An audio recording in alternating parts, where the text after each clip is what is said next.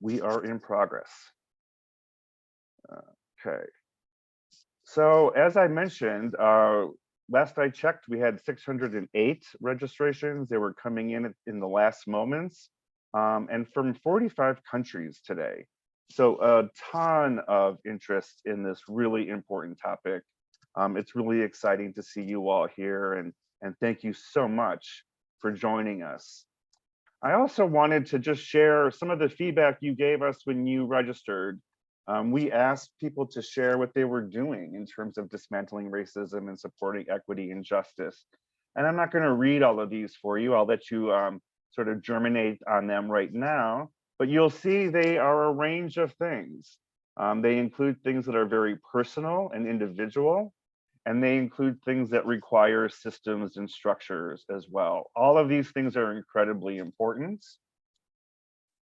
And it's really exciting to see a lot of folks really thinking and doing work in this space. Here's another set of things. There was no way I could include them all. So many people shared really great examples of what you all are doing. I just tried to pull out a few here and there to give you a feel. Our goal today is going to be, describing what colonization looks like and what it has done, and what it means to be anti-racist and anti-white supremacy. But we're going to be doing more than just giving you definitions and explaining what it is, right? I think a lot of us understand what it is in many ways. We want to also be pivoting to what we can do. And a lot of you are already doing great stuff.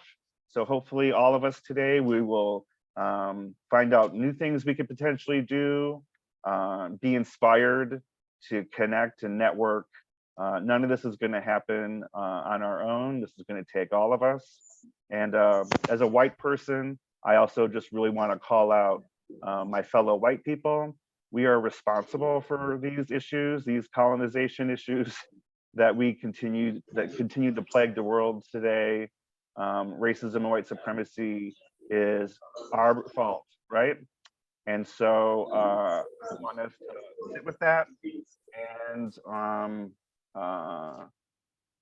not be defensive, and find where we can be a part of the solution, because we need to be part of the solution since we created so much of this mess. So without further ado, I am going to give you another beautiful look at who we have coming before you. I am going to stop sharing my screen, and I am going to introduce my friend and colleague, John Meade from AVAC, who is going to begin with his moderation, and he will be introducing our speakers. And I'm going to be in the background on the chat talking to you all. Thank you so much. Thank you so much, Jim. Oh, my face just got bigger. And I want to welcome you all again to this installment of the Choice Agenda webinar series on decolonizing global public health and why dismantling racism and white supremacy and other systems is essential. I wanted to take a moment to recognize that this is a triggering and often traumatic topic for some individuals. So I wanted to start the webinar by grounding us with a couple of community agreements. The first is to give yourself permission to speak in first draft. We encourage you to throw perfectionism, one of the white supremacy characteristics, out of the window during this training and during this webinar, and radically grant yourself and others permission to speak, even if you don't have all of your thoughts together, right? No one is perfect, right? So extend ourselves grace and extend our colleagues, our panelists, and other participants grace. Anticipate and lean into discomfort. These topics may be personal and emotional. Stepping out of your comfort zone opens up space for collective vulnerability and the emergence of new ideas. So we invite you to take care of yourself, however that means for you. Turn off your video, take deep breaths, drink water, take a walk around your apartment or city or wherever you're zooming in from. And finally, expect unfinished business. It is impossible to fully address the complexities of this topic in any one webinar, nor will we solve racism and white supremacy today. You may even leave here with more questions than when you arrived. Working towards equity and justice means a lifelong commitment, not an hour and a half, right? Of learning, growing, being challenged and challenging others. These are good things. So thank you again for the almost 200 people for being here. So without further ado, I'm going to introduce our first speaker, Dr. Agnes Binagwaho. She is the Vice Chancellor of the University of Global Health Equity. Over to you, Dr. Binagwaho. Thank you to give me the floor. I just want to say that I'm retired since 2 weeks. I'm going to be 70 and I just retired. So I'm the retired Vice Chancellor and happy to be with you. I don't know, I had slides and I don't know if my colleague Kedes is around to... Hi. Agnes, hi, this is Jim. Kedis is having some issues with her internet, so I am going to share slides for you. No problem. So Thank you very much for that. Absolutely. Let me just go ahead and share my screen and just you cue me when we wanna move on. Go ahead. Okay.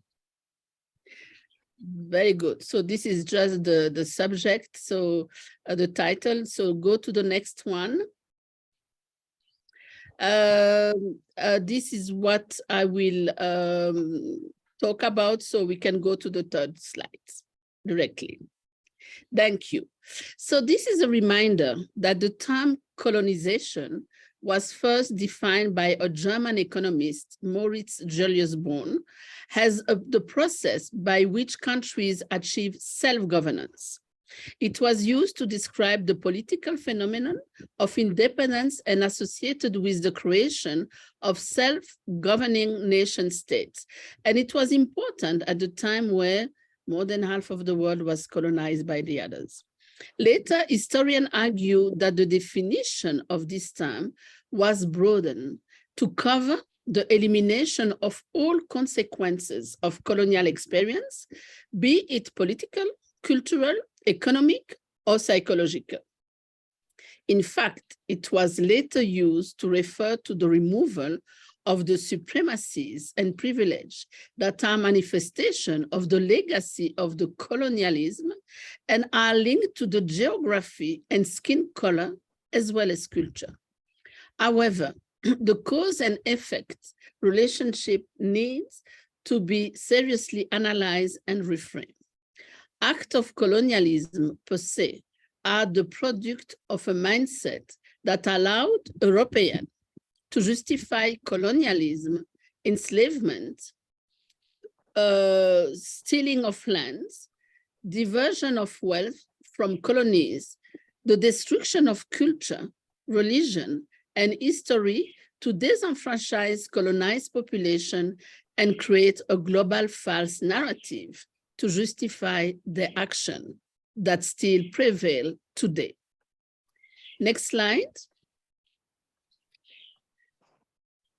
There is a clear link between Western and white supremacy. The origin of white supremacy based on geography date from the 15th and 16th centuries, and this led to colonization of the so-called Global South. This was done by countries that are now considered as the Western world. The link here is that the majority of white people live in the Western world. Initially, this was Europe, but it expanded to North America and a part of Oceania. Note, this is because they killed the native communities where they colonized new land and steal the land. Next slide. Now, I would like to look at way in which the Western supremacy mindset is cultivated. First, we have formal and informal education system. We are taught from the first drop of milk that Black is the color of negativity through racist example and theory. Additionally, our understanding of history is biased as colonizer altered and reduced African history to the time during and after the colonization. But we as African, we need also to play our part and to challenge this history and remember the world that the first universities were created in Africa, to put our history up front and not to listen passively to the normal narrative. Next slide. We also have the use of language that help perpetuate Western supremacy mindset. For instance, the word Caucasian invokes scientific racism and biological race, giving to the origin of the term. In the 18th century, light-skinned people from Caucasus region were identified as the superior race. Equivalent for other race are negative. We have Mongolian for Asian, Negroid for African. But note that in the US, police use Caucasian in crime report, not white or European American. For the Black people, they use Black or African American. Next slide. The world adopts a single story of Black people, despite our great diversity. And this also reduces our different culture, language, and histories. It also removed the opportunity to provide tailored solution for the continent. Next.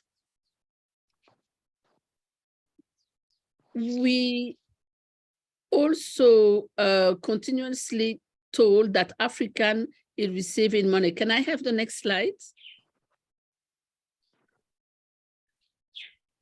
It seems to be stuck a bit. Yeah, it's stuck a bit. Let me give it a try. Hold on one second.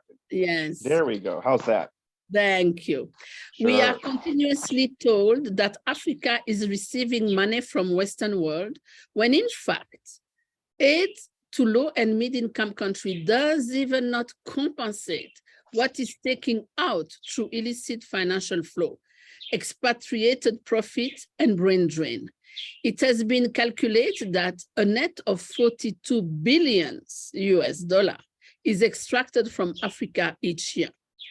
So with those numbers, we need to question which continent is helping the other. Next slide. Dissemination channels such as journal and conference also play a great role in cultivating this Western supremacy mindset. On the left, you can go to the next slide.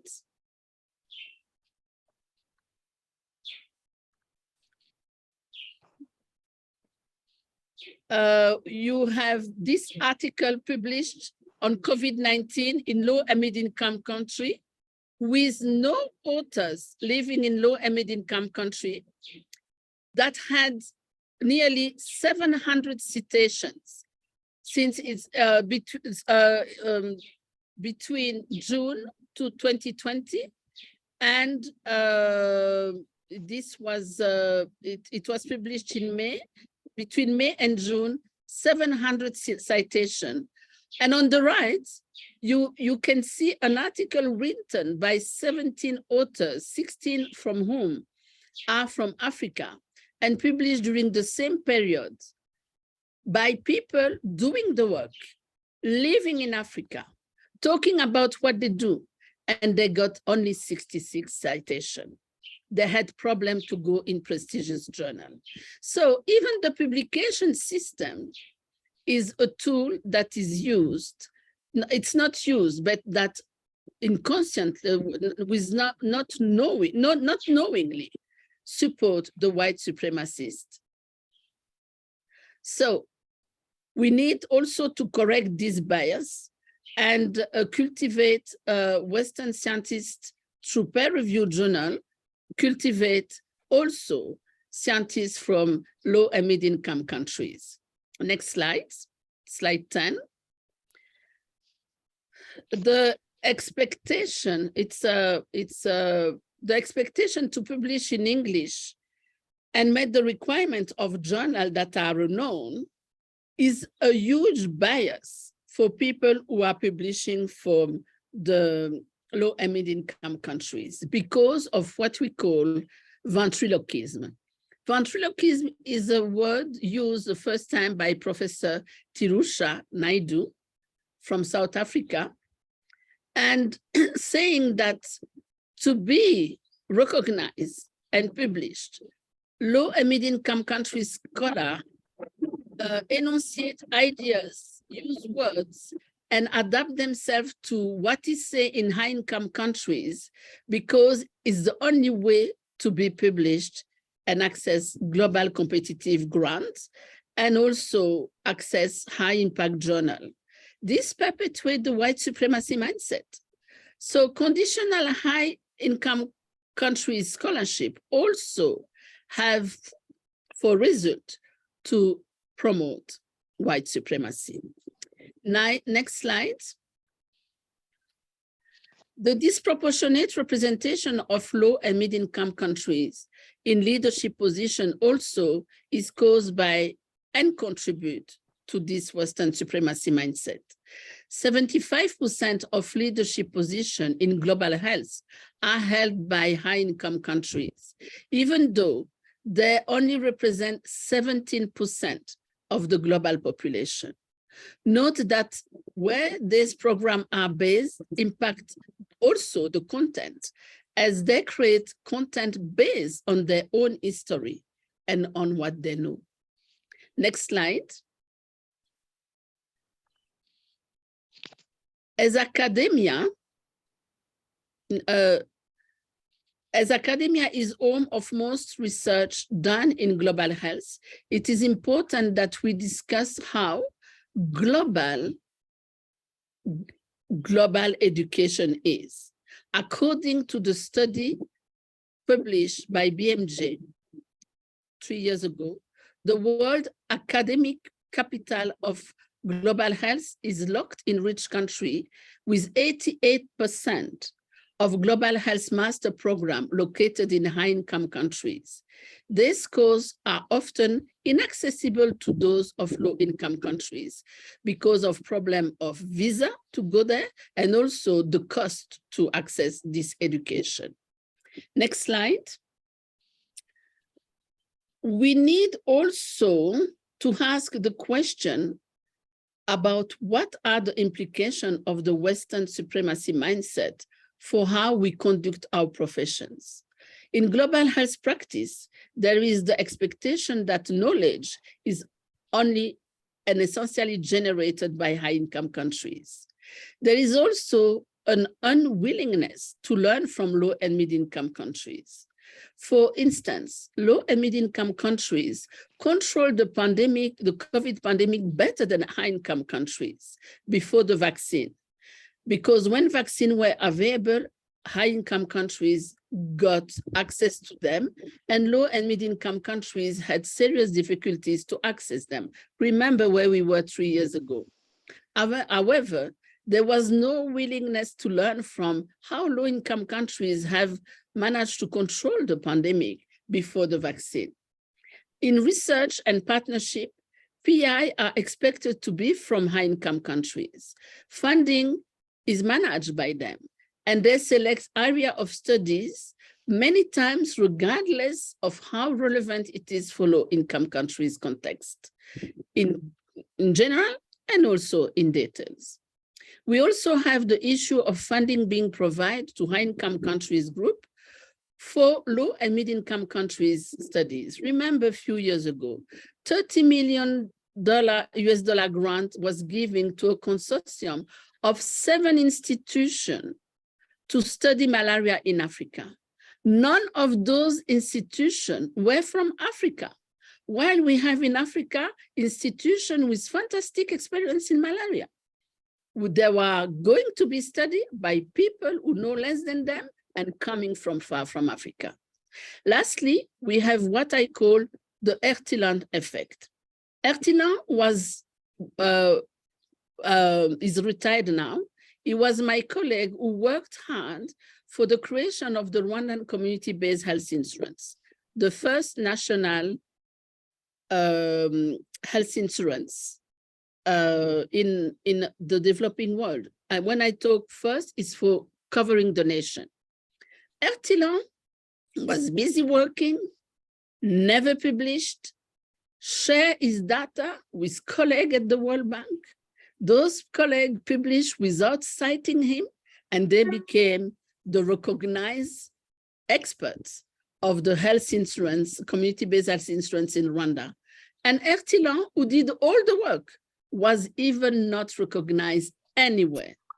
So this approach is also what we see in publication, in which the authorship is dominated by researchers from high-income countries, even when it's about the work others are doing in low and mid-income countries. So what should we do? Individuals need to reflect on their conscience and inconscience bias. For instance, some institutions in high-income countries accept lower quality for low and mid-income countries. Unqualified young volunteers provide care in hospitals sent from high-income countries in our hospital. We have many examples of that. We have the infamous example of René Bach, working for a US missionary organization, serving his children, that was the name, SHC, in Uganda, who had no qualification as a doctor and nurse, but treated children. And she's responsible for 105 child who died, the death of 105 children. We also can see clear evidence of the white savior mentality, both at the individual and institutional level. Solutions are designated by those in the global north without the participation of leaders in the global south, with the expectation that the expertise reside essentially in the global north. If we want to truly decolonize global health, we need to start by decolonizing the way we think, the way we analyze, and the way we collaborate. This is the most important part as it impacts everything. How we carry out research and partnership we build as just the two examples I've just given. At the institutional level, we need to reflect on our history and understand where we came from. Institutions in the global north were largely built on the back of enslaved people from Africa. Europe and the Western world became rich while Africa became poor. Institutions are historically have historically propagated anti-Blackness by, for instance, encouraging studies of scientific racism to justify colonialism at that time and discrimination based on skin color. We also have health research that exploited Black communities. For instance, there were unethical nutrition experiment performed on Canadian Aboriginal children at 6 residential schools before the year 60s, and no ethical or judiciary consequences. So we need to reflect that if we don't denounce and if we don't give the world legal tool to fight it with accountability, we will not succeed. Thank you, and I'm looking forward for your questions. Thank you so much, Dr. Binagwaho. That was an excellent background overview on the white supremacy mindset and how it shows up in global health practice. I just want to offer one more example. The Pandemic Fund, which is hosted by the World Bank and is led from a technical standpoint by the World Health Organization, is a pool of public-private financing aimed at helping low to middle income countries in pandemic preparedness and response. We're about to put a link in the chat, but Africa CDC has not been accredited by this fund as an implementing entity. They will not be allowed to get any of these funds. So this is a great example of how an essential institution, Africa CDC, will not be able to reap the benefits of this pandemic fund. Thank you so much. More Go ahead. than that, I don't believe it's in conscience and it's involuntary. It's because Africa CDC did very well in Africa, and they are afraid that they are recognized as more competent than they are. So they will ignore them, and they will even raise more money to exist and to grow the subject, but without them. So this is totally the white supremacy in action. Yes, thank you so much for that. Are there any other questions? If not, we will keep going, and there will be a discussion question section at the end of this portion. Thank you so much, Dr. Binagwaho. Oh, there is a raised hand. There is a raised hand. Shireen, if you could unmute yourself. Hi, sorry, I just couldn't get my question typed in time. One thing that struck me with regards to the research and partnerships and white supremacy in academia is that it seems to me that researchers in their own right who have been trained and are experts in their field are treated more as like they're tokenized in research in their own countries, but they're also kind of treated as community informants rather than being experts. Do you have any suggestions for how, you know, as academics, as researchers, as people working in public health, we can push to ensure that we're not just going in as white saviors and basically stealing the ideas and, you know, taking credit for By work that denouncing it, by denouncing it, when you see it denounced, and also by alerting people at CDC Africa or people who are participating in the webinar today, that's not that there is no people we can alert. It's just that we are disorganized. So let's agree to be organized, denounce it, and shoot it down. Great. That's a great call to action. Let's organize and denounce. I love it. Thank you so much, Dr. Binagwaho. We'll see you later on during the facilitated discussion. Our next speaker is Tian Johnson, a queer African activist and founder of the African Alliance, a global nonprofit working on a range of health rights and human rights issues. Tian, the floor is yours. Thanks so much, John. Hello, everybody. Great to be here. You know, I really like the question that was submitted as part of the registration process for this webinar. It asked, what tangible effect will this webinar have as opposed to a venting session for people of the South? You know, it excited me because it was a reminder that there's a hunger for change, tangible change. But beyond this webinar and beyond the tweets, it also reminded me about how we use our words. Words are powerful things because they can and often do shape our reality. Words allow us to act, to do more, or to stop doing. Words can also cause inaction and paralysis. They can incite conflict, they can create connection and evoke emotion and influence behavior.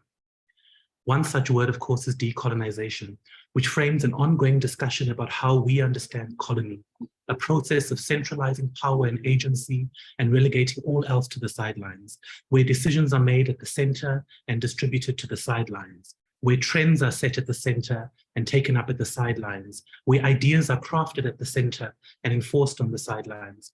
Physical, social, intellectual resources assimilated and processed through the worldview of the center and shipped out to the colonies to be adopted through force or influence, processed and fed back to the center to extract value and the making of meaning. But I'll come back to understanding colony in a minute. I wanted to move into some thoughts influenced by the questions submitted when you registered for this webinar. They were compelling and very clear and made me think about colony from a few angles. One was the question about how we engage with the global north to decolonize. Of course, the we used here is us as a collective. We are all part of communities. But the discussion around decolonization, of course, cannot happen without speaking about representation and visibility, who gets to be heard, to be seen, and whose needs are acted upon. I'm often taken aback by the assumption that because we have a seat at the table, we will have a voice at the table.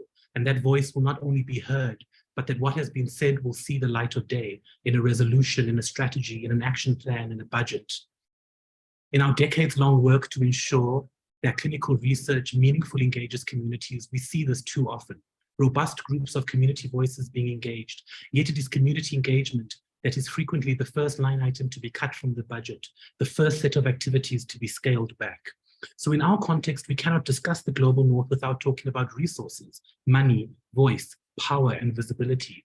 We look on as Americans and Europeans frequently are deployed to the continent to run multi-million-dollar interventions for us because, of course, no local could possibly have the capacity to run a sophisticated multi-layered health intervention. For that, you see, our capacity will always be lacking.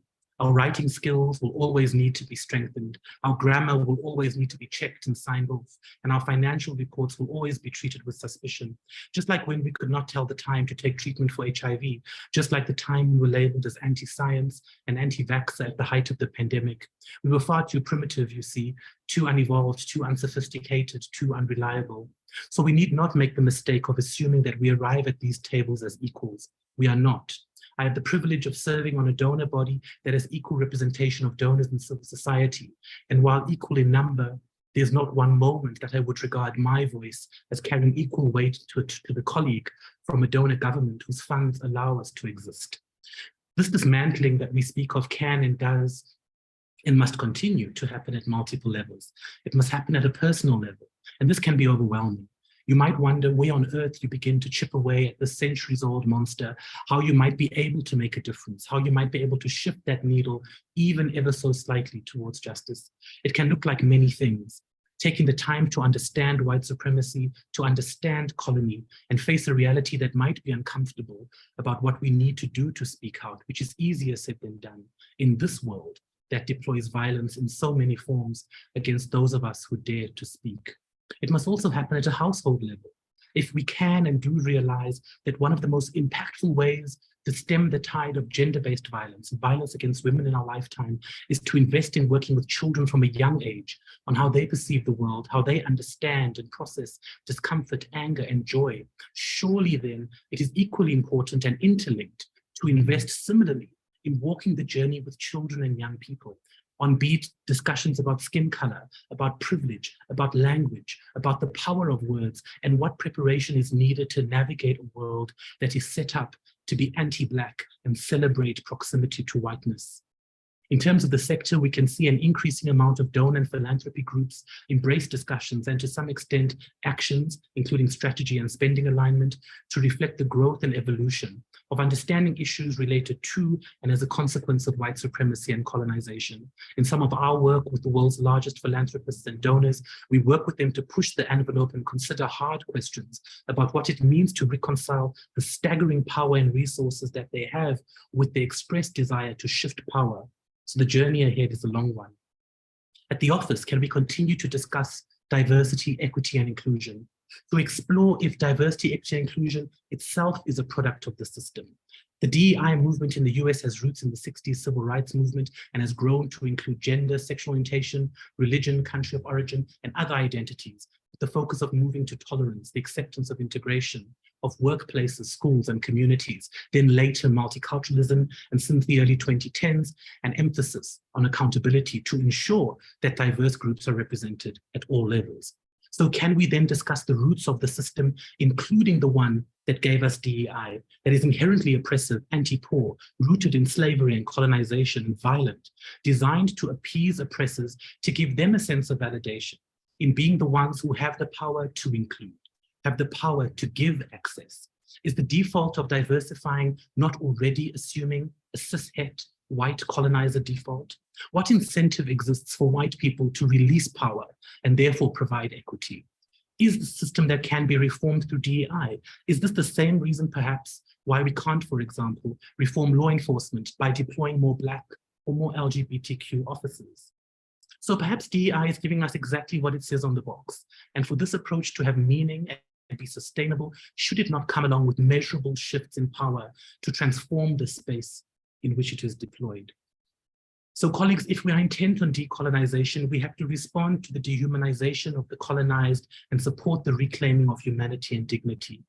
To challenge the idea that it is the center who beneficiates, adding value to the unformed and unprocessed ideas, goods and services, and the very bodies of the people who exist at the sidelines. Recreate systems and processes that are culturally appropriate, shaped by the ideas and experience of the people who live in and make that culture, and reject and replace practices that reinforce negative power, create indignity, and punish and persecute those who do not fit the model provided by the center. We need to guard against the burden that is constantly being put on non-white people to broaden minds and expand the worldview of white people. That must come from white people themselves in the first instance. The will and the recognition that our quest for common humanity and dignity of existence is interlinked. That must be what must drive the white person to pick up a book, to challenge their worldview, to actively seek to identify, name, and eventually challenge racism wherever they see it. The project of decolonization is not simply to replace the center with the sidelines. Instead, it is to create a new, different order in which we all recognize each other's humanity and interdependence. And then we work to allow every person to contribute their best selves towards the progression and constant recreation of our humanity. So challenging colony is then about asking yourself, what aspect do you think can be changed on all of these levels? Asking the questions, how am I a product of colonialism? How do the facets manifest in my own life, in how I see and understand the world, interact with others, and in my daily life? What are the possibilities here for change? What would a decolonial practice look like for me? And what support do I need to explore the decolonization of my practice effectively? So as we steel ourselves to continue this critical work of decolonizing our realities, we must be prepared to lose opportunities, to lose platform, to lose space, but also to stand firm, knowing that the alternative would be so much worse. So suppose we are to embrace and pursue decolonization with the urgency it deserves. In that case, we need to understand it as a tool to dismantle and not reform structures of oppression. So we can be fine with individuals getting paid to exist as their diverse identity, but perhaps we need to be then honest that this is also not the route to systemic change, and the real work, the immediately measurable work, can begin today with ourselves. Thank you, colleagues. Thank you so much, Tian. Always inspirational and always straightforward, and I love that. There's one thing that you said that really touched me was, do not be confused that a seat at the table means you have a voice at the table. That just highlights the performative nature of some of these institutions that want to say, we've included these communities, we've included, but do they really have a voice at those tables, at those decision-making tables, those funding tables, right? We do have some questions in the chat. One question is, how do we decolonize as diaspora living and working in white supremacist organizations in the global north, where we are often pitted against our own siblings in the global south, and often not seen as brown or black as our global south communities, and therefore often sidelined in conversations of decolonization. Many of us are here because our homelands were ravished by the British and white supremacy. Any comments? It's not more of a comment, but yeah. Yeah, absolutely. I mean, I think this is a challenge we've actually faced this year, you know, as we campaign for a world where we have equitable access to vaccines, tests, and treatment. We kept on having questions around representation of our advocacy, you know, about Africans in the global north, speaking out on behalf of those of us on the continent. And so it's a very, very complex space, but I do think the principle for us has constantly been one that he who lives it must speak about it. And so we really call upon and implore our colleagues and allies and Africans, you know, who are not on the continent, to continue flying the flag and speaking in solidarity with, but never for. If our principle is that those who live it, those who feel the pinch of the shoe, can best articulate what that is like. So it's really important that our principles, I think, ground us and give us that steer. Thank you so much. I see Arpita has her hand raised. If you can unmute. I saw Jim's message saying verbal questions are better, so I'm choosing that route. First, thank you so much for a very poetic and powerful rendition of thoughts we all have, individuals who are from the global south and are working in the West, and we think about these things, and a lot of times you feel tokenized, right, in terms of DEI and effort. And a conversation I've been having with a lot of folks who are individuals like me who have lived experiences, lives in the global South, but moved to the Western world for educational purposes. The fear of the decolonizing movement from getting colonized. If you can advise us on how to prevent that and steps to take and be self-aware. Wow, Peter, you certainly are not making my my life easy here. I think, I certainly can't speak from that experience. It's not an experience I've had, but I can just keep cycling back to our principles.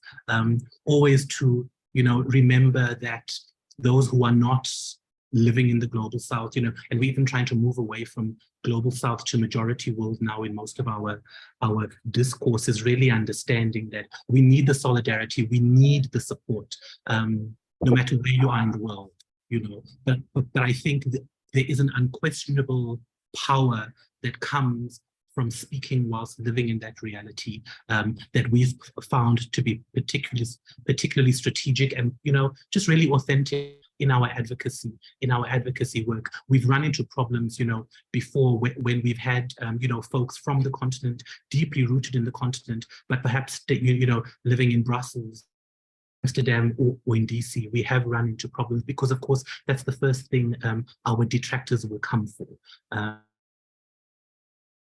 Visibility. So point well noted, and that particular struggle does continue. And it's not, I want to say that it's not the place where you live that matter, it's the advocacy that you do that matter. So me, I may, for a reason or another, decide to live in London. I'm not, but this is the life, it doesn't change what I have in my brain.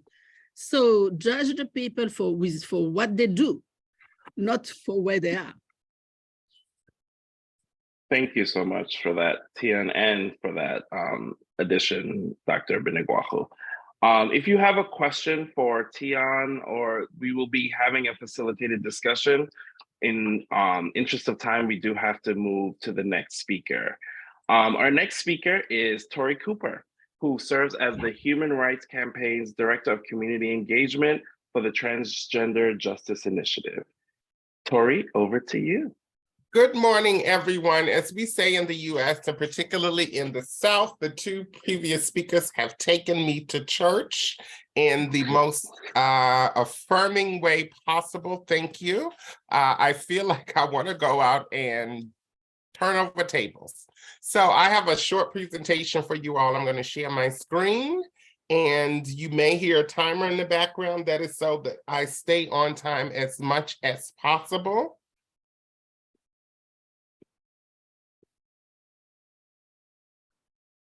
And from beginning, let's go. All right, so dismantling white supremacy. That's a little bit about me. As you can see, I went to school, so I know what I'm talking about, but I lived this life, so I know even more what I'm talking about.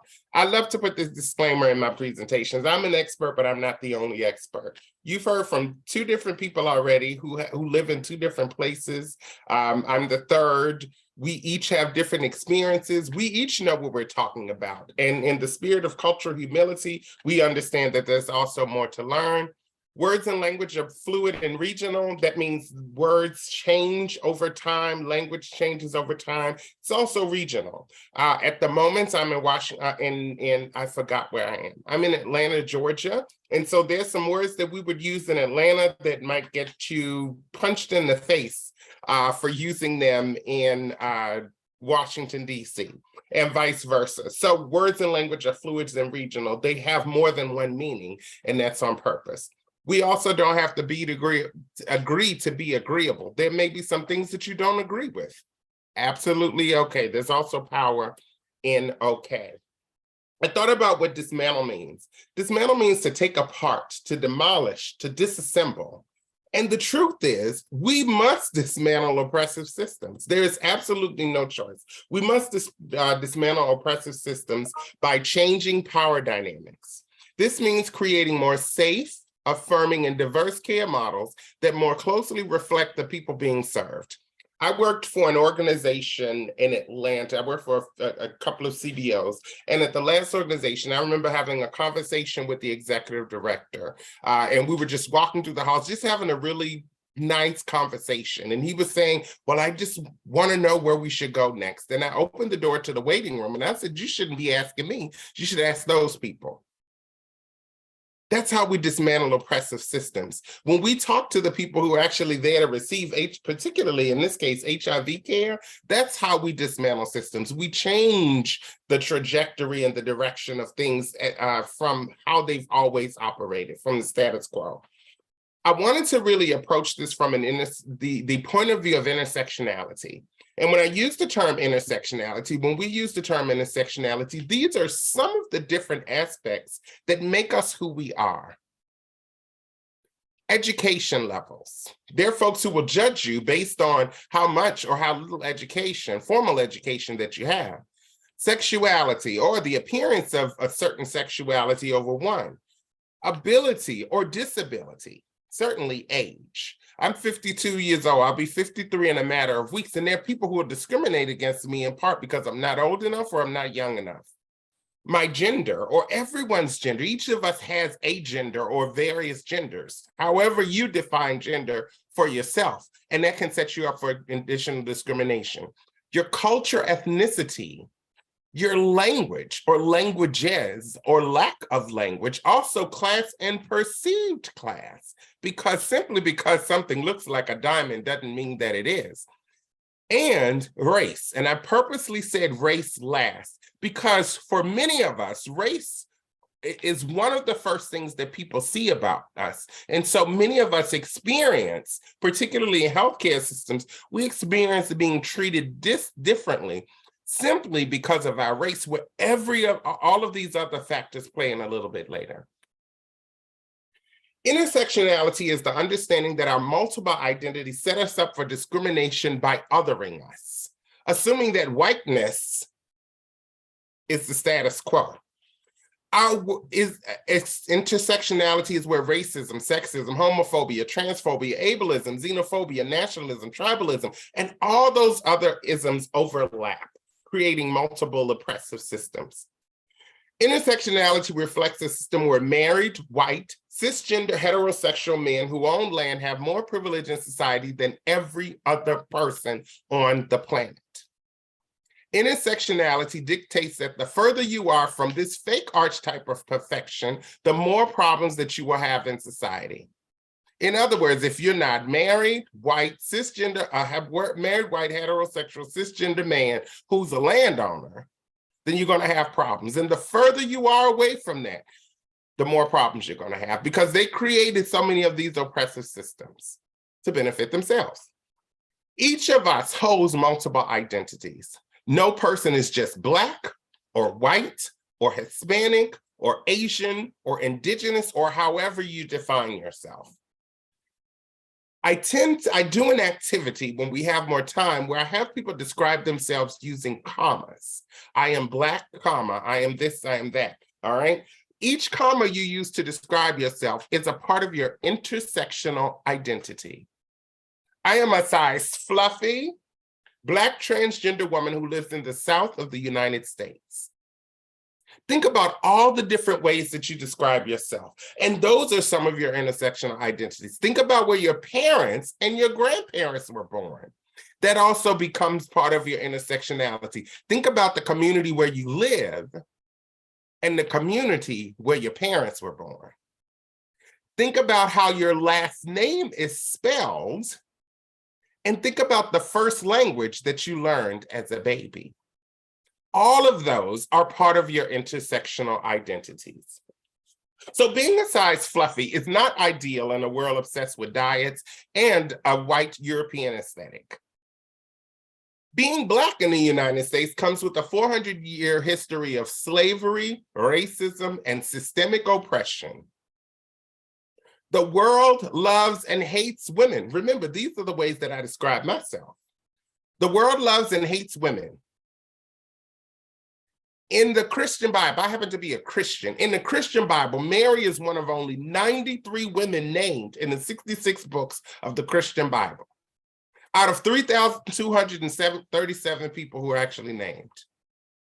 The great fall of mankind is supposedly due to Eve's original sin. Women's bodies are used to sell everything from tires to tennis shoes. Women loved and hated at the same time. A 2017 essay by David Joy titled "Digging in the Trash" addresses the negative ways that Southerners, people who live in the South and were raised in the South like I am, are overwhelmingly portrayed in the media as uneducated, unrefined, and poor. When we talk about oppressive systems and we talk about dismantling racism, I'd like to acknowledge that here in the United States, we have one of the best, if not the best, democratic society in the entire world. I want to make sure that I go on record saying that, especially since it's being recorded. And it's still very, very imperfect. Our voting system is racist. 1787, the creation of the Constitution, white men could vote in this United States. 1870, some Black men, but then additional barriers were put up so that Black men couldn't vote, including poll taxes, including a number of other things, literacy tests. Now keep in mind, we were just coming out of slavery, where it was illegal for Black people to learn how to read and write. And in 1870, Black men were granted the right to vote, but you couldn't vote if you couldn't pass a poll test, or if you couldn't pay an exorbitant fee. In 1920, white women were guaranteed the right to vote through an amendment. And in 1943, African-American, AAPI, Asian American, AAPI folks, and particularly males, earned the right to vote. And then in 1965, through the passage of the Civil Rights Bill, Hispanic and Latinx people. Purchasing homes in the United States is a racist system that was created by folks who aren't us to keep us from buying homes. Issues such as redlining and property devaluations, not just did they begin and were created by white for the benefit of white people, but also they continue today. Credit, even establishing credit here in the United States, theoretically, it should have been fixed with the passage of the 1974 Employment Equal Credit Opportunity Act. But the truth is, it's still more difficult in part because of your zip code. But up until 1974, white bank managers could determine whether or not you were worthy of credit simply because they thought so or didn't think so. When we think of sports, we don't always think immediately about racism, but if you think about Colin Kaepernick and how he was treated simply for maintaining a silent protest. If you think about the fact that there are over 1,000 Major League Baseball players at this moment, and only 2 Black managers out of 1,000 Major League Baseball players. Currently, there's 0 Hispanic or Latinx managers and 0 Asian. That's not representative of the folks who play baseball or the folks who watch baseball. In politics, written into our original Constitution was that Black people were considered 3/5 of a human being. And that one of the greatest threats against our democracy is that there's some white people who believe in this phenomenon that they've created called the Great Replacement Theory, that minorities, folks who are moving here, migrating from poverty, from violence, from war-torn areas, that they're migrating here in order to replace them to get jobs that they don't even want. There are over 330 million people in the United States. Remember, I told you it's the best country in the world, but it's also one that is imperfect. The US president and the vice president are actually elected by 538 people and not by popular vote. That needs to change. The Electoral College was created in part because Congress, a group of all white cisgender heterosexual men at the time who didn't think Southerners and people living in rural areas were smart enough to elect our president. That system still takes place today. Racism in healthcare. We have to think about these big line items, implicit bias in interpersonal dynamics.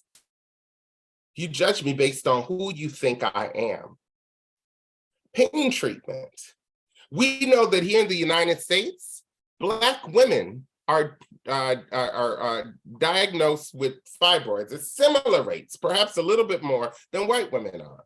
But they're also advised to get hysterectomies, full, partial or full hysterectomies at 4 times the rate of white women for the exact same issue, fibroids, all right? Underrepresentation in healthcare. That's all across the board. There is so little diversity in healthcare when it comes to providers. But when we talk about inequities in healthcare, that's when we talk about where the disparity swings in the other direction. Racism in the insurance marketplace. People who live in certain zip codes pay more for insurance. Health literacy. If you live in a place where it's what's called the food desert, where it's more difficult for you to buy fresh foods and groceries, then it becomes more difficult for you to follow standards that were set up and created for the benefit of whiteness. Equity and equality. I think it's really important to very quickly address what these two things can look like and what they are. And I know my time is coming short. So equality says everyone gets the same thing. That only works when we start with the same advantages and live equal lives. And the truth is, no two people live equal lives unless you grow up in the same household, work the same job, and experience life the same way. We now know that equity says that people who need the most get the most. We call this even in the playing fields. It's very, very important that we strive for equity because there are people who started off with less health care, who started off in schools that didn't have the same level of education. It's that we started off with people whose food sources were very, very different. This is an image that I love to show people, all right? I'm gonna go through it very, very quickly. I love to have this visual. The reality is, there's always always a group of people who get more than is needed. That creates disparity. Equality says, again, everybody gets the same thing. If you know the boxes that these 3 people are standing on, everybody gets the same box. But because we didn't all start at the same level, it doesn't work the same. Equity says each person gets the amount of boxes that they need. But the truth is justice. When we really want to dismantle oppressive systems, then we have to reduce and get rid of the barriers that prevent folks from simply being able to enjoy life. HIV healthcare must address intersectional identities. It's important for those of us who are providers of services, those of us who are in any way involved in HIV healthcare systems, to ask, listen, and respond. Ask people questions, ask consumers questions, listen to the responses, and then respond accordingly. I tell providers all the time, and I encourage each of us to become multilingual. It doesn't mean that you have to speak Spanish, French, and Twi. What it means is that you have to be able to speak in ways that each and every one of your patients understand. We have to practice cultural humility. And cultural humility, one of my favorite aspects of cultural humility is the commitment to lifelong learning. Yes, I'm an expert, but I'm not the only expert. It also involves critical self-reflection. Means, you know what, every once in a while I screw up. I need to get it right. We need to diversify from the front door to the back door and everywhere in between, not just in our staff who sees patients, but also in the staff who greets patients. The power of peers, understanding that people with lived experience have more power than many of us realize. Also understanding there are Black researchers, scientists, doctors, nurses, physicians assistants, evaluators, volunteers, and every possible things, as well as Black people being consumers. Utilize Black and brown talent. I can't say that enough. One of my favorite quotes in the world is, you do not have to be me in order for us to fight alongside each other. I do not have to be you to recognize that our wars are the same. What we must do is commit ourselves to some future that can include each other and to work towards that future with the particular strengths of our individual identities. And in order for us to do this, we must allow each other our differences at the same time as we recognize our sameness.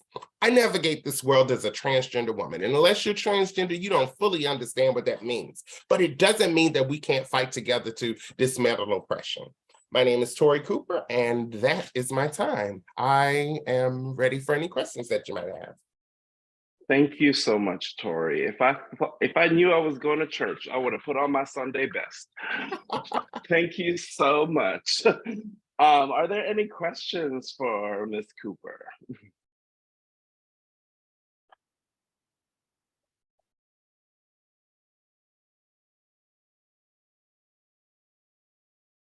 Any questions at all? Well, thank you. So you're getting a lot of love in the chat, Tori. Thank you so much for bringing in intersectionality. And as a Black, queer, Caribbean-born male living in Harlem, New York, I get everything that you are saying. The intersectional identities that we have are important to embrace, right? And we will get to some questions. I have some questions for you, so we will get to them in the facilitated discussion section. Now we are, last but not least, our final speaker is Dr. Peter Kilmarx, who is the acting director of the Fogarty International Center of the U.S. National Institutes of Health. I will turn it over to you, Dr. Kilmarx. Thank you, John. And I just want to acknowledge the brilliance and the eloquence and the passion from Agnes and Tian and Tori. You all are tough acts to follow, but I will go ahead and share my screen and give my presentation. And I also want to start with just acknowledging the history and current challenges with racism at all levels in the US, and also in the colonialism and power imbalances in history and currently in our global health activities and global health research activities. I'm going to talk about some of the things that we're doing and our perspectives from the Fogarty International Center on promoting equity in global health research.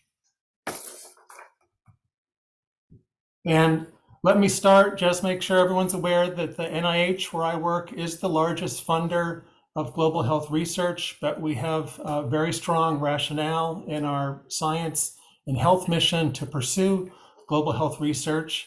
I think most folks are aware that most of what we know about U equals U or about PrEP for HIV prevention comes from research conducted around the world, not in the US. And I've listed a number of reasons here why we pursue global health research, but I've just bolded this one about the insights and expertise of a diverse set of investigators. The best scientists aren't all in the US, and we really need these international collaborations to make these new tools to reach our health goals. If we're going to find an HIV cure or an safe and effective HIV vaccine, it's absolutely going to be through these global health collaborations. And just to underscore how NIH is really a global enterprise, this is some work we did a few years ago, looking at the percentage of publications that are funded by the NIH that have a non-US affiliated co-author. And it's 35% of all those publications that are funded by the NIH have a non-US affiliated co-author. So it's really a global enterprise. And we also found that those publications that had both US and non-US co-authors had a greater mean citation impact score, so higher scientific impact with global collaboration. Here on the left, we can see actually China was the #1 country for this collaboration, but others are mostly high-income countries. But you can see on the right, among the lower income countries, Brazil, India, South Africa, and others are very well represented in NIH-funded research publications. Our former director, Dr. Roger Glass, back in 2020, wrote this blog about decolonizing and democratizing global health. This is one of our most visited and downloaded pages from Fogarty. And I'll note that the Fogarty International Center, we're the smallest of the institutes and centers at NIH. We support the global partnerships for the rest of NIH, and also with our own resources focus on capacity building in low and middle income countries, which we really see as a way to move towards equity, to have better, stronger, more scientists and capacity in the countries where we're working. Roger and I wrote a couple of years ago a publication about building research capacity as an imperative following the COVID-19 pandemic, and really focusing on research capacity building as an essential element of pandemic preparedness, and really doubling down on our mission, that aspect of our mission. But we also mentioned, as Agnes said, about the better, more science and more science-driven and more effective COVID responses in many lower income countries, that we need to bring a new sense of humility and equity to understand the lessons learned from COVID and to improve global health. Also, together with Agnes and also Michelle Berry from Stanford, I'm on the research committee for the Consortium of Universities for Global Health, and we had a working group on decolonizing global health that Michelle and Agnes co-chaired, led, and our colleague Madeline Finkel was the lead author on this paper, looking at the literature, reviewing the literature, and noting, as Agnes also did, some of the different definitions about decolonization and the need for a consensus around that. But we also reported on a survey of the CGH and AfriHealth African institutional leaders, which highlighted funding as a key factor in the power imbalances. There's the other golden rule about he who has the gold makes the rules. And this is a common dynamic, that if you fund a US researcher and they go to Africa and say, here's my study question, here's my protocol, do you want to collaborate, yes or no? That's very different from funding the African investigators directly. And that's something that we're increasingly doing from Fogarty. We also looked at these publications, the authorship, and looking at the first author and the last author as a metric of equity in the research relationship. So together with Ezine Akudinobi, we looked at a bibliometric analysis of US and sub-Saharan African authorship in publications about sub-Saharan Africa funded by Fogarty over the last decade. And what we found is the sub-Saharan African affiliated first authors increased very substantially, only 53 in 2008 to 224 of these publications funded by Fogarty about Africa in 2020. So now well over 50% of these publications have African first authors. The last authors from sub-Saharan Africa also increased, but still below 50%. And we also found that the relative citation rate, so the scientific impact of the publications with African affiliated authors, was lower than the citation rate for the publications with US authors. So we saw this metric as potentially showing increase in equity in the research and training partnerships that we're funding, but certainly additional investigation and actions needed around this. I want to basically close with talking about some work that we're doing on promoting equity in global health research at the NIH. We're calling it Promoting Equity as the focus. This analysis was led by Blythe Beecroft from Fogarty, and we're working together with 8 of the other institutes and centers at NIH that are most involved with global health research collaborations. We had a request for information last year looking for input from the community about their perspectives on what some of the priorities should be. And this request for information about promoting equity in global health research was open for a couple of months last year. We had 186 responses, which we consider a very robust response and important to be able to show that this is really an important issue to our community. We had mostly academic responders,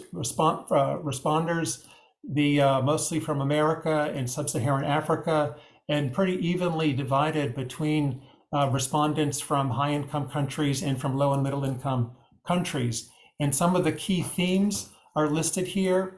The research training continuum. This is analysis. This is research in progress with this analysis not completed yet, but these are the emerging themes. This research training continuum is an issue of people getting trained, but then not really having support for a research career in their country.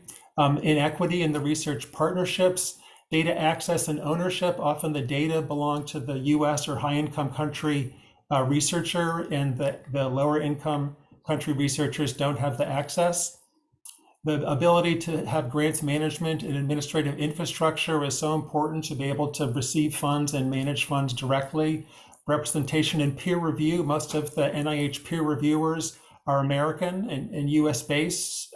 So bring that perspective, that bias to actually reviewing funding applications. Research priority setting, again, that golden rule: if you're funding Americans, they're going to be setting the research priority. Funding models and lack of access to funding. And I think important for this audience, the lack of meaningful community engagement. So we continuing the analysis, we'll have some focused consultations on specific areas. And one output will be really, we've identified some best practices and case studies of strong and equitable North-South research partnerships. This, we're here in this analysis, and we plan to have a final report and more interactions around this initiative on promoting equity in the next quarter. So I just want to close and look forward to some time for discussion. Really, again, we have strong support from NIH for diverse international research and training collaborations, and Fogarty and other NIH institutes are really seeking to increase the equity in these partnerships. So we want to interact with you, hear your perspectives on this, and invite you to subscribe to our newsletters and follow us on social media. So I will stop there and look forward to your questions and discussion. Thank you so much, Dr. Kilmarx. I have followed the work of the NIH. I advocate for some of those themes we put in our comments to the RFI. So it's great to see them reflected, and great to see some action steps that will come from those comments that were provided. If there are questions, there is one question I see in the chat for you, Dr. Kilmarx. In Florida, we are facing difficult challenges with our governor and DEI. Many of us in academia are nervous and fearful that we won't be able to get federal funding due to games the governor is playing, dismantling DEI in universities. What can NIH do to help fight these issues? I won't say what the participant wrote in Florida. Yeah, thanks, John. I mean, I'll say from Fogarty, we're really focused on the international and non-US issues. So I really don't think I'm the right person to speak to that. Thank you for that. So can we get all of our participants together? We would love to, we have a couple of questions that are coming in, also like in the chat, and I have some questions for the participant. One question that came from Marc-Andre LeBlanc is, he'd love to hear Tian and Tori's thoughts about the relationship between having a seat but not a voice at the table and the HIV movement's principles of, sorry, I have to scroll up, greater involvement of people living with HIV and meaningful engagement of people living with HIV.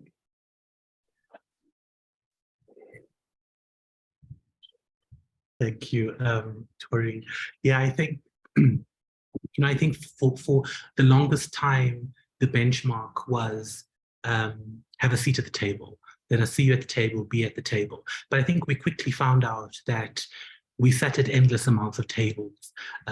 We gave inputs, we gave reflections, we went back to communities. We were caught in this cycle until one particular clinical trial reminded us that they had engaged us as communities at the outset, gone back to Seattle, fundamentally changed the design of the clinical trial whilst using our session to prove that they had engaged communities. And so I think we've been around the block for quite a while now, and so we know the tactics. Of course, it's strategic. It gets funding to say you have these communities on your panel. You will have the token African on your board. You will have the token queer person giving a testimonial in your annual report. But I think years and years have now shown us we know the tactics and the strategies, and we have to start asking the hard questions. So no, actually, it's not enough for me to be sitting around the table. What we actually demand is for our voices to be heard, and not only heard, but we want to see this in the final document, whether this is a strategy, whether this is a budget, et cetera, et cetera. And if the table cannot accommodate that, then we seriously need to begin to think of dismantling that table. You know, the EU just launched a global health strategy a few weeks ago. The Africans were called in. We sat around on endless Zoom calls, giving inputs, analysis, you know, feedback from communities. They went ahead and they launched their EU global strategy. And it's like finding a needle in a haystack to try and see how any of our inputs were even considered. So we went through the motions, and here we are yet again. So I think the reality constantly reminds us to really, really be on guard. One last thing, you know, when I was young, I'm now an atheist, but when I was very young, I remember Granny always used to tell us, if you're going to be a Christian, you need to know all of the tools that the devil is using. And I'm not comparing anyone to devils, but I am just saying that we need to know what's in their toolbox so we can engage from ours. Thanks, John. If I may briefly respond, when any folks that I'm talking to, particularly when I'm speaking with trans folks who are involved in HIV care systems or in corporate America, many of us have been the first a lot of times, and unfortunately will continue to be. And so I make sure that we leverage our tokenism, number one. And what that means is making sure that you're not going there speaking just for yourself, but that every time you open your mouth, that they understand that you're speaking for hundreds and thousands of different people who have similar backgrounds as you. And then if you're the first, that you leave and that you're not the only for very, very long. Because there will be times when you will be the only African there, you will be the only trans person there, or the only Black person there. It's unfortunate that there's far too many instances that still exists. And then I also say you can, to a point, measure JIPA. A measurement tool of JIPA is how many of you are in the room. All right, it does not guarantee that each of you has power and position, but what it does is it says that you're not just the only tokenist being that's there. Because for us to act as though tokenism doesn't happen, I think would be very, very naive of us. Lastly, one of the lessons, the biggest lessons, and I won't say the names of any medications, but we know that one of the very first medications that was used to treat people who were living with HIV did not work very, very well for Black people. As a matter of fact, the side effects from that particular medication were actually worse than HIV disease in many, many cases. And so one of the things that came out of that is a need for greater involvement of Black people in research studies. It still has not gotten quite enough. We also know that there are medications that have been newly approved and just hit the market in the last few years, both for prevention and treatment, that specifically say that they haven't been tested on people assigned female at birth.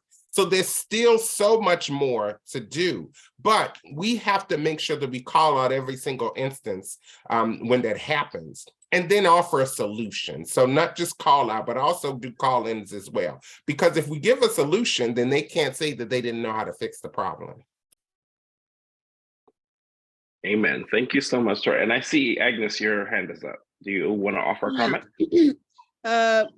Many things have been said. I just want to add something. When I start working at the National AIDS Control Commission, we give a place, a seat of a person living with HIV/AIDS with a voice, you know. But the person doesn't have to express her personal voice. It was stated that the person come as the outcome of the community. Because if not, it's on the table, you have just people that represent themselves. So we need to be sure that when you represent a constituency, you don't talk for you, you talk for your constituency. Thank you so much, Agnes. Thank you. There is a question in the question and answer bubble, whatever it's called. What does decolonizing global health, clinical and research education look like practically? What are practical steps in educating the next generation of global health scholars and advocates to center decolonization in their training, and early careers within academic clinical education programs? What are steps we can take to increase bidirectionality in clinical and research training from the beginning? I guess, Peter Kilmarx, I think that goes to you. Yeah, certainly I start can. with you.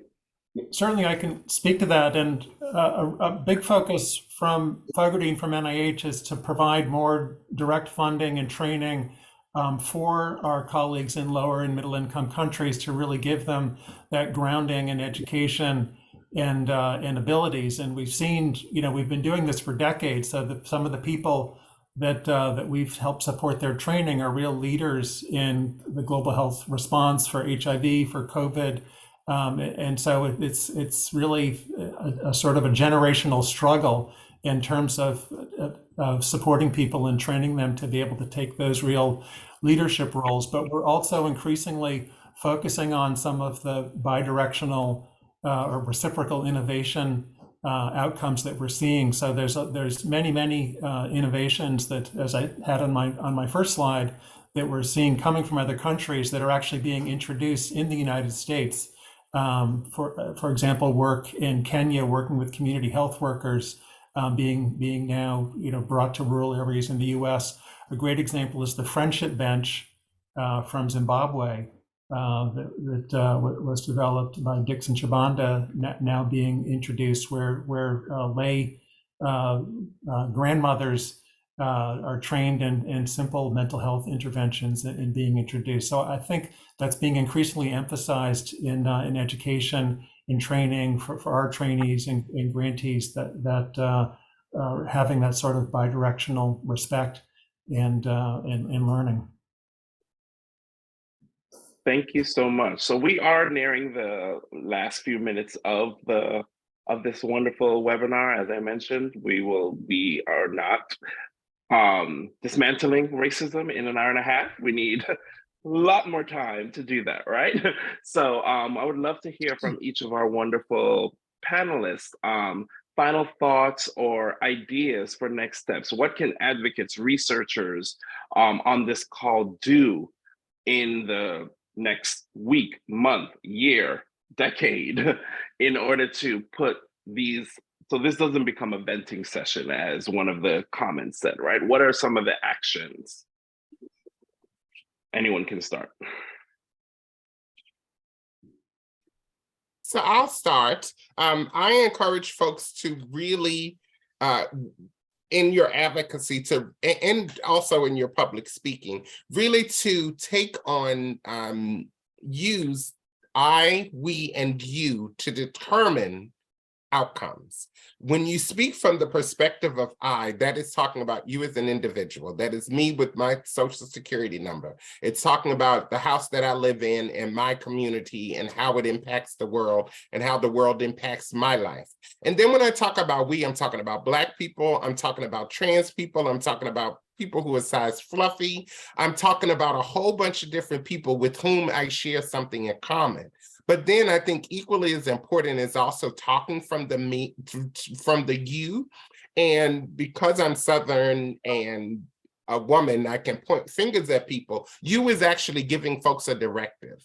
So I'm making sure that we're telling them what it is that needs to be done and perhaps offering some guidance and assistance in how to get things done. So I, we, and you is very, very powerful. Thank you, Tori. Next. And I can add on that, just simply add that the I is just a voice, the voice that makes the noise for we. And if you go for I, don't take the place on the table that you are supposed to represent the we.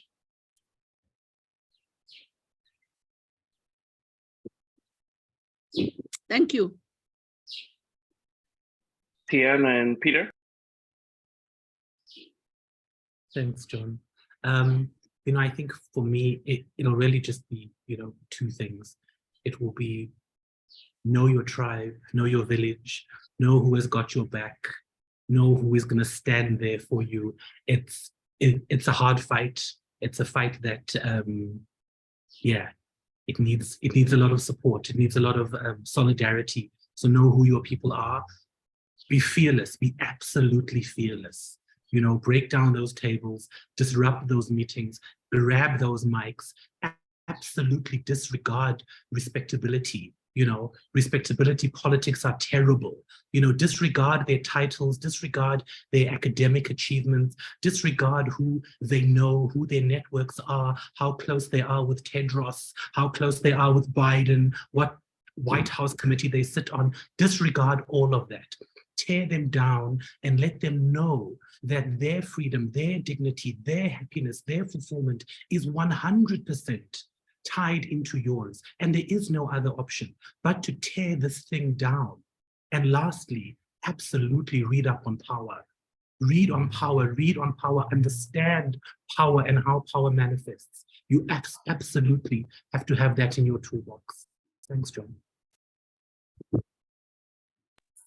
Again, I'm following these incredible people, but I would say just keep educating yourself about these issues and keep speaking up.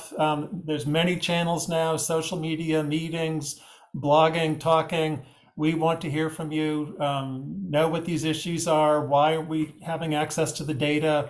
Why aren't we getting the funded? Why am I not the first author? Keep speaking up. Thank you. And also never forget that you have friends in all constituencies. So bring them with you and recognize them. We will never achieve what we have achieved without the friends we have in US, in Europe, and in all Africa, and in Latin America. Yes, thank you so much to our panelists for bringing us to church. Thank you so much for our participants for joining us, all 200, I think at one point we had 220 people on this call. Thank you so much. One action step I would like to offer is the Global Health Technologies Coalition Equity Working Group would love to help us move this from conversation into action, right? When it comes to dismantling white supremacy in global health research and development. So we have a meeting coming up on March 8th, where we will be working on action steps to really dismantle white supremacy in the research realm, right? And a form has been put in the chat for you to register if you are interested. Thank you. I'll turn it over to Jim to close us out. Thank you, John, for moderating this amazing session. Huge thanks to our speakers, Dr. Agnes, Peter, Tori, and Tian. I can't imagine a better collection of folks to have this conversation today. And there is so much enthusiasm in the chat and so much fire in the chat. And considering we had over 600 people register for this baby, we are definitely going to take on this issue again with the choice agenda. I can see this being something we do pretty frequently. So we'll probably be calling on everyone I can see here on my screen for future discussions, and we will certainly take on some of the requests and the suggestions in the chat to look at other areas of the world, to include Latin American and Caribbean countries, to include Asian countries. Obviously, colonization and white supremacy and racism have had impacts every corner of the globe, north, south, east, and west. And we could not begin to touch all of that today. But I thank you all for joining us. I thank you all for doing this work, for being committed to this work day in and day out. Every small step, medium step, and big step you can do makes a difference. So start with those small steps. And if you are doing small steps, start graduating into some slightly bigger steps. And I think Anya said, and everyone else said as well, organize, organize, organize. When we're single cells, we can't do a whole much, but when a bunch of these cells are latched together and focused, boy, can we do things. So really looking forward to doing more of this work with all of you. Again, thank you for your time today. And this closes out the webinar. We will be sending you email with links to the resources once they're online. Those resources will include the slides, the recording, and all the millions of links that we dropped in the chat. Probably drove you crazy. We'll put those all into a document so you don't need to worry. We also know that Agnes had a lot of great links in her presentation. We'll be pulling those out of there and including them in our resource document. So look for that email and visit the Choice Agenda webpage like we do with voting, early and often. So take care, and we'll see you all soon. Bye-bye. Thank you so much. It was a pleasure. Yes, absolute pleasure. Thank you all so much. Thanks and bye-bye. Bye-bye.